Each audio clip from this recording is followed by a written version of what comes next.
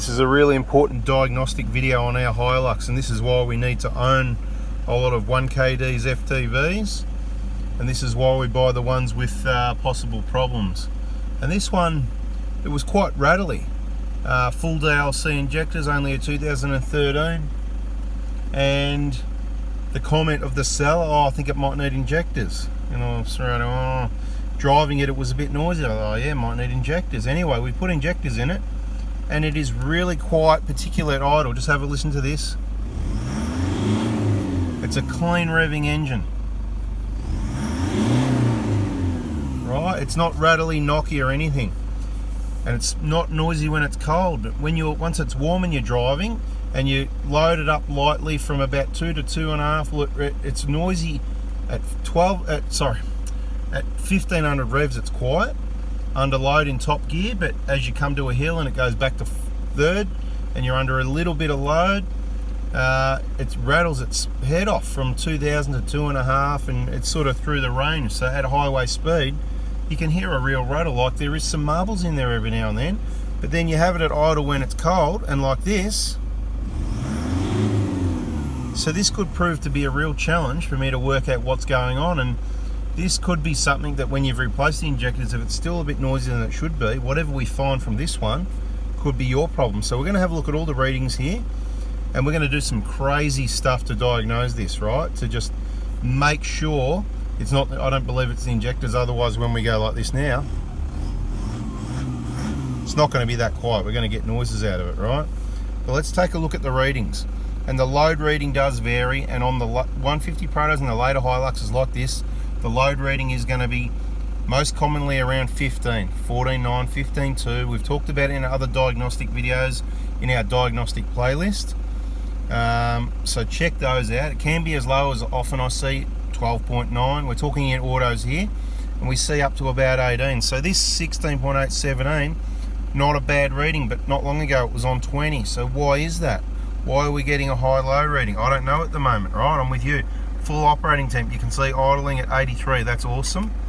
But what we want to do is make a record of what all the other readings are. Have a quick chit chat of those, of the main ones that matter, right? They're coming through now, right? We'll get the injection volume to the top. Injection volume around 8.341. That's not bad. It's not bad. They're normally in the high 7s or 8s on these engines, so no issue there. Don't worry about the feedback for idle and learning. The 1, 2, 3, 4. From the word go, this number 3 had a minus 1.6. It even was slightly higher, and it may be higher when it's cold. We've got to check it again when it's cold. But this is at full operating temperature. Alright, that doesn't mean there's a problem with number 3 injector. It could be an issue, something with the engine, could be anything at the moment, right? Brand new, genuine injectors made by machines, not touched by people. Unlikely there's going to be a problem with one. We haven't seen that yet. Pilot 1 and Pilot 2, you can see both around the 440, 450 mark, steady, that's good. But what I've noticed is the main injection period at the bottom there, it's fairly steady but jumping. So I'd say steady at close to the 600, the 460 to up about, well, it's not. It's become unsteady since I started the video. It was quite steady at close to 600, but dropping to 450 every now and then, like that. See that 460, 511, 506, up to 575, down to 4. You know, it's up and down. It shouldn't do that. There's something going on. Now let's have a look at the timing as well. We're going to have to compare this to some other vehicles. Right, there's your Pilot 1, Pilot 2, and your main injection. 4, 10, and 17. So this video is mainly for a record of what's going on here now. We're gonna do a few things on this, and I'm not really going to talk about it and waste your time until we find something that that we can nail and go, well, that's the cause of the problem. Now, fuel pressure, I did notice it was a bit jumpy as well. It was dropping down to 31. So I'm tempted to put a suction control valve in it, because a suction control valve that's not working right can be intermittent. So then we're intermittently getting the wrong fuel pressure. So what we really need to do is drive this and have a look at the fuel pressure while it's doing its rattle business. That, look, I'm not sure if it's me being too fussy.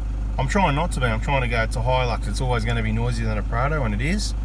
But those rattles I'm hearing, I'm going, I can't it doesn't seem right to me.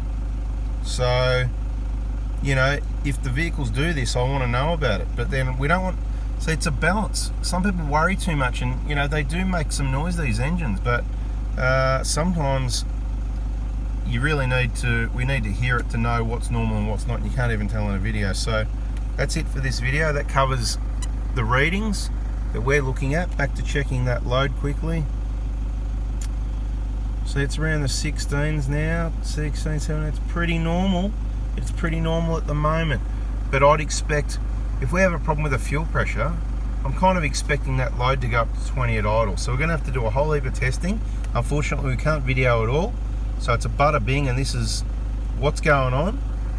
And when we find something, basically I'm saying these readings are good. I'm not worried about the minus 1.5. I'm not worried about that. But I note that has been like that since the injectors went in. We should have paid more attention to the old injectors before we whipped them out. We just went, they're going, we're putting fresh ones in. But if I had more time again, I would have spent a bit more time looking at them before I removed them. Thanks for watching, guys. I don't know if this video's, when it's coming out, what the conclusion, we might add a conclusion to it or what's going to happen. But it's a bada bing, bada boom. Hit the like button, subscribe, turn the bell on. Plenty of other videos and more information coming your way soon. Thanks for watching. Hey guys, so just providing a bit of feedback on our recent injector replacement job on our own Hilux. Excuse me, I've said that I know Hiluxes are a bit noisier than Prados, but this vehicle is making quite a few rattles, in my opinion, that's a lot worse than any of them should be. I've got to say, it was one of the worst ones I've ever heard with having the injectors replaced. So, and that included the full manifold clean and everything, all the sensors cleaned and filters replaced and all sorts of things, and there's not much left. It basically left us things like we could redo the pilot learn, we could change the suction control valve perhaps, the fuel pressure was a little bit fluctuating there, could cause the problem, and it was a bit of what looked to me like an intermittent problem. So what I decided to do was the first port of call, which was pretty easy to do. We redid the pilot learn detail, and I've only driven the vehicle 5 to 10 minutes, but I've got to say, I'm not going to say it's fixed it, but I'm going to say it's either a lot better or it was a lot better for that 10-minute drive at full temperature. I don't have to listen for noise on this.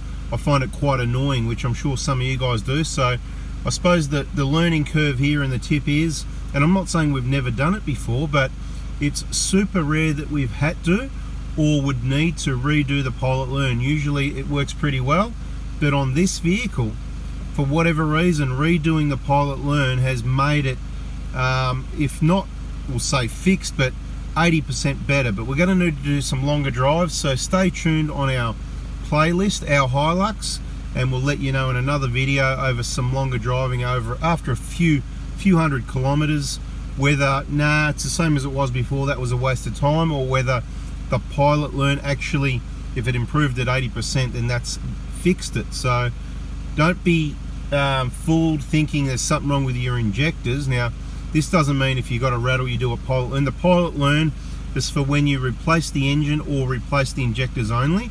You don't go ahead and do a pilot learn because you've done 300,000 Ks or 200,000 Ks and your injectors are old and flogged, and that's going to solve your problem. That's going to hide your problem, and you're going to end up with a cracked piston. So I want to be clear, if you've got new injectors or a new engine, that's the procedure, the pilot learn on September 09 onwards vehicles. And if it's a bit noisy, you're not happy with it, you can redo it again or even a third or fourth time and see what the results are. It may quieten it down. I did also notice the feedback values come down and the main injection period change after that pilot learn. So quite impressive to see that, and I may show you that later on in another video on the scan tool, but I'm trying to keep this one short, trying to keep it brief, trying to share my concern and step by step what we may do to help rectify the problem. Or is it actually a problem?